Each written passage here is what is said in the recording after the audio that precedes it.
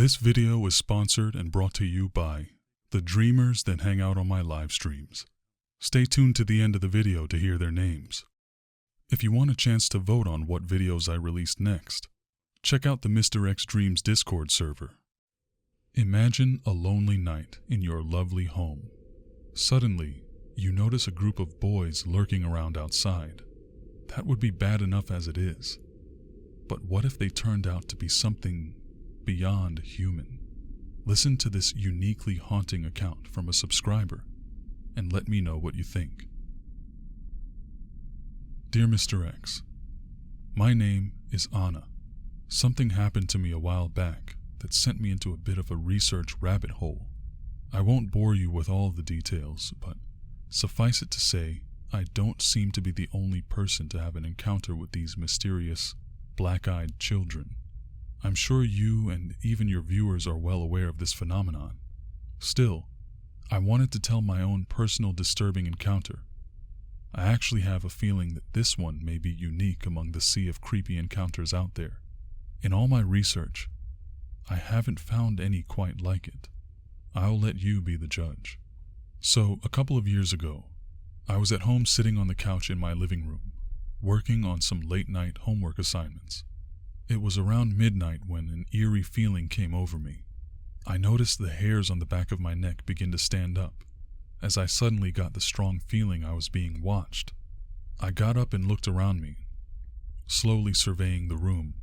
When my gaze passed by the front window, my heart nearly jumped out of my chest at what I saw. I caught a glimpse of 3 young boys, probably teenagers, standing under the street light across the street from my home.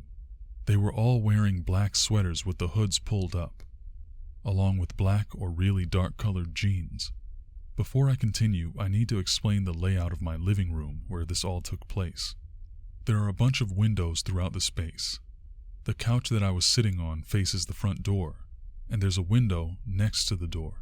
Since my house, like many of the houses on my block, doesn't have a peephole, we would usually just look out that window when someone rang the doorbell. When I saw the boys, I was a little unnerved, but I decided to simply write them off as just a bunch of kids who decided to stay out late. I stared at them for a moment or two before going back to my homework. That feeling of unease didn't go away, though. Instead, it slowly festered, becoming more intense over time. I eventually got so creeped out that I had to do something about it. I turned my head up again to check on the situation outside, but I saw something that I could not understand. The view out the narrow front window next to my door was now completely dark, like something was blocking it. I couldn't see a thing out of it. I slowly sat up and focused my vision before realizing that what I was looking at through the glass was actually black fabric. I examined it more closely and realized that one of the boys was standing directly in front of the window, blocking my view entirely. Upon realizing this, I unintentionally let out a deep, rasping breath. It was the sound of pure terror.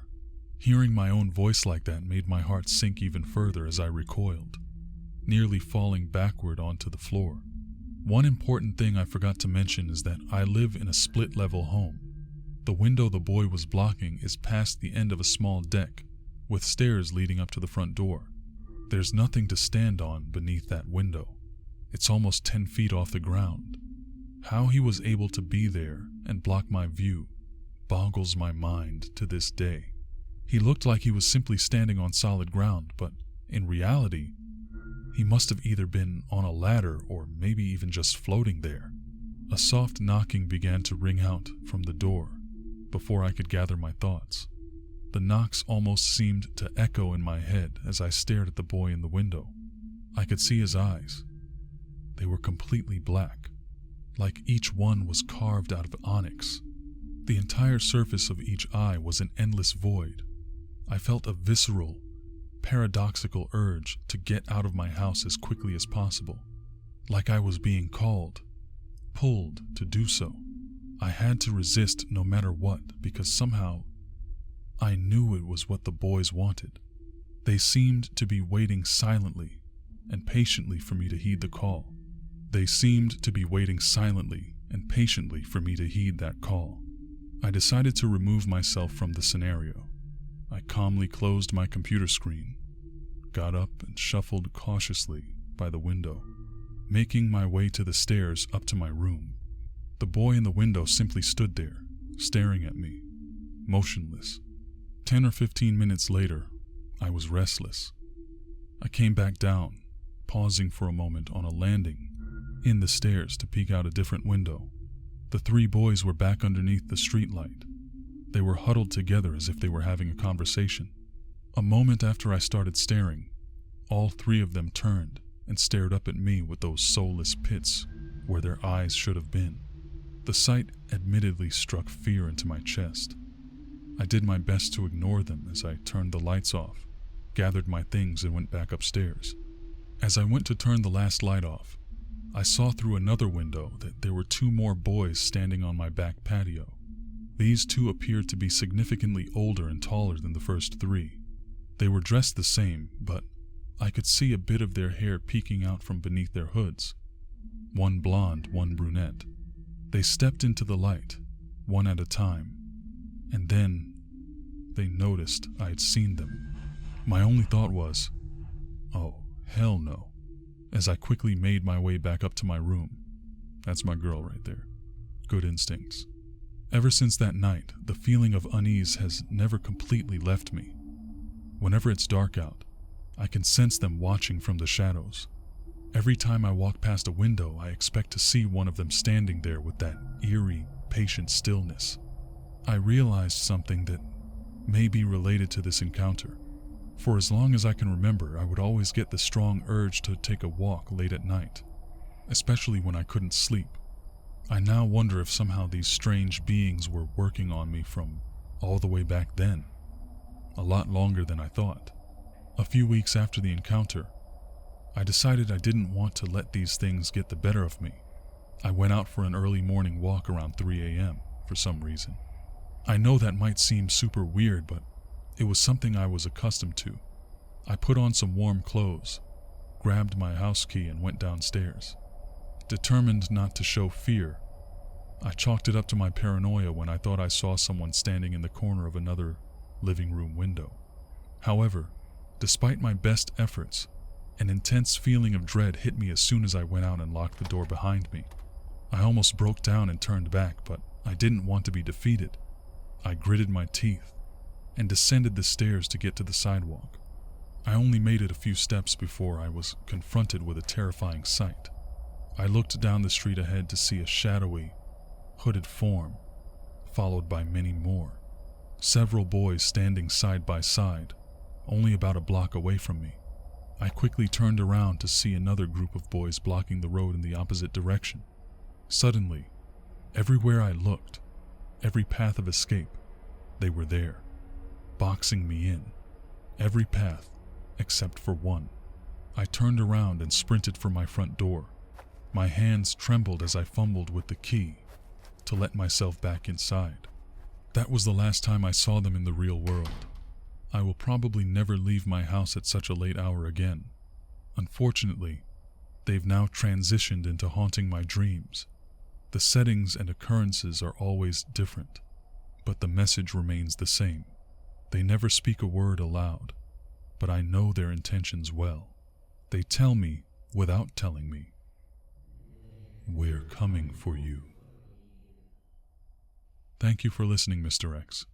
Sincerely, Anna.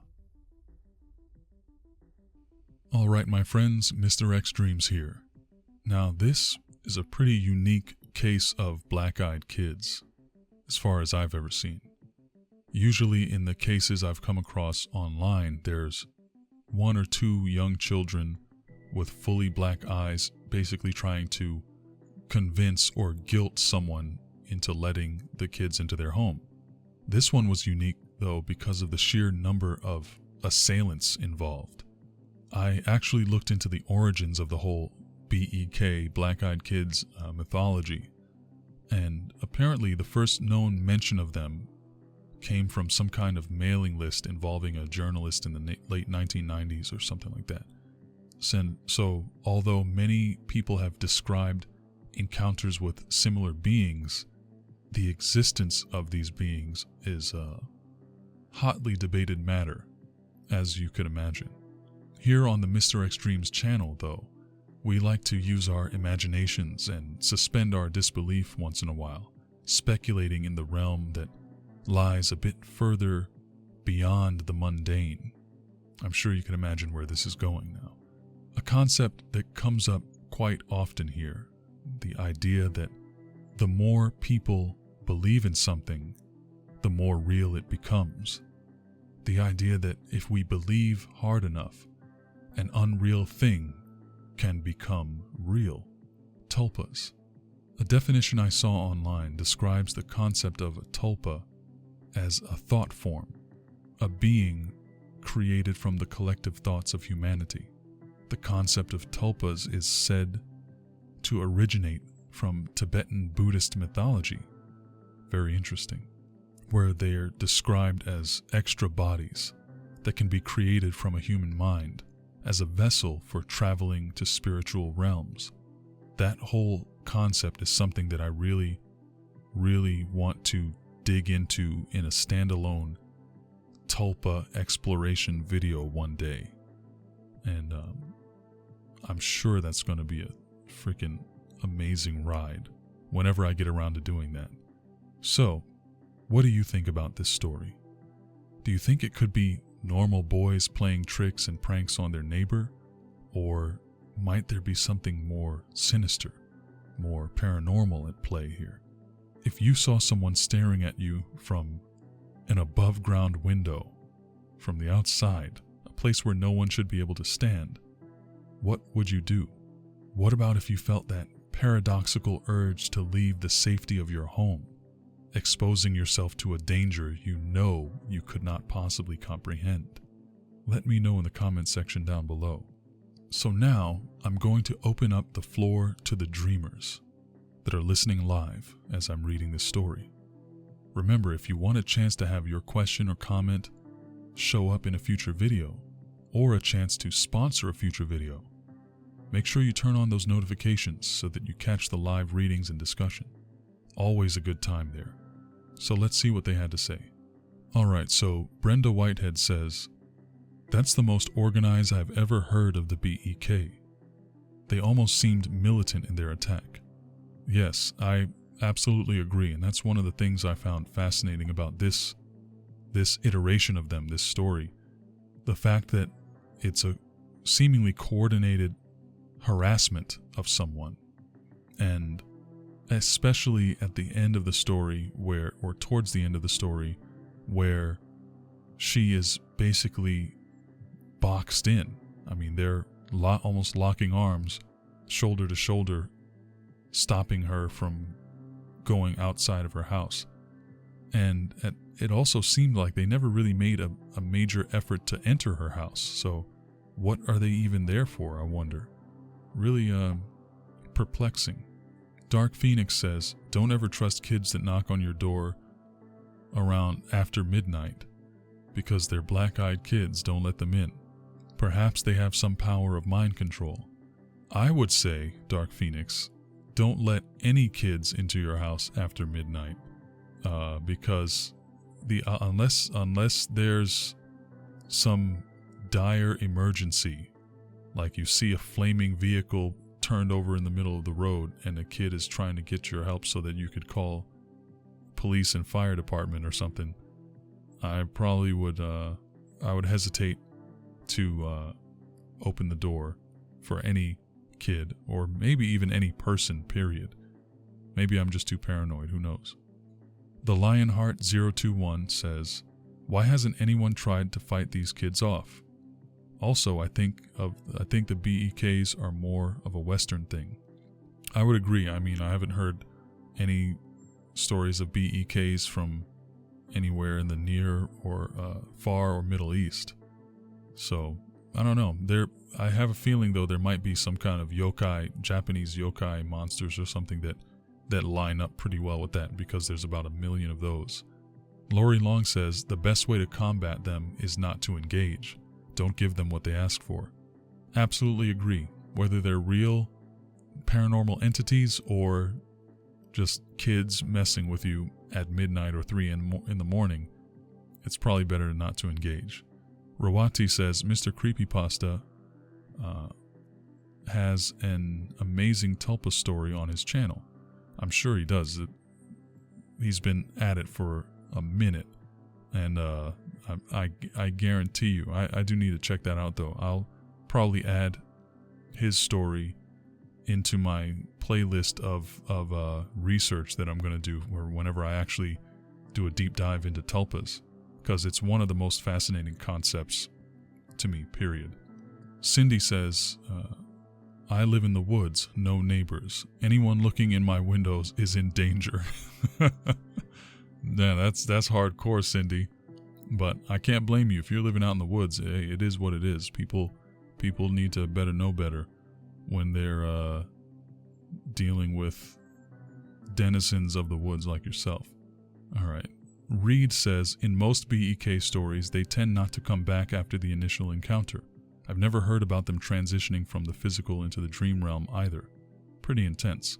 I agree. This whole situation just kind of screams of that there's more to it that perhaps we're not understanding, and maybe we never will. Not sure. Samantha says, maybe in an alternate universe, black eyes are normal and the kids still have enough imagination that they can slip the veil. Maybe they're just curious. That's a really interesting idea, Samantha. I'm glad I added this one at the end here. Very interesting. They're from another dimension where they can easily slip back and forth, and they just want to know what the inside of people's houses look like. Maybe. Very interesting. I need to add this onto my Word document here. Zucker, hello there, my friend. I'm late? Is it your B-day? All the best wishes. It's my birthday. I'm celebrating it now with you all. It was a couple days ago, and I was away, but now I'm here and I'm able to hang out with y'all and have a fantastic, awesome time. And it's coming to a close now, but I'm going to be leaving this video up for you all to watch and catch up on, or whatever you need to do. But we do need a code word for this one. Alright, and so through the magic of technology and editing, maybe a little time travel mixed in there, Brenda Whitehead came up with the code word tulpa. So, if you're listening to this part of the video, at the very end, if you're still here, type the word tulpa into your comment down below so I can see you. Take care, my friends. Later. Special thanks to this week's Super Chat sponsors: whogivesa, Henry Vang, Shinfitz, Angela RadLove, Cindy S., Jessica D., Cancionero, Lilah Katharine, Reed, Terico, Lorie Long, Brenda, Arlene, Samantha, The Lionheart 021, Zen 2011, MrCreepyPasta, A Ron McCreeps, Zucker. Thank you all very, very much for showing me so much love on my birthday. All right. I hope you enjoyed the show. If you did, don't forget to like and share. If you made it to the very end, you're exactly the kind of subscriber I'm looking for. Don't forget to turn on those notifications. That way, you can catch the live show and discuss the stories with me. Your input might even appear in my next video.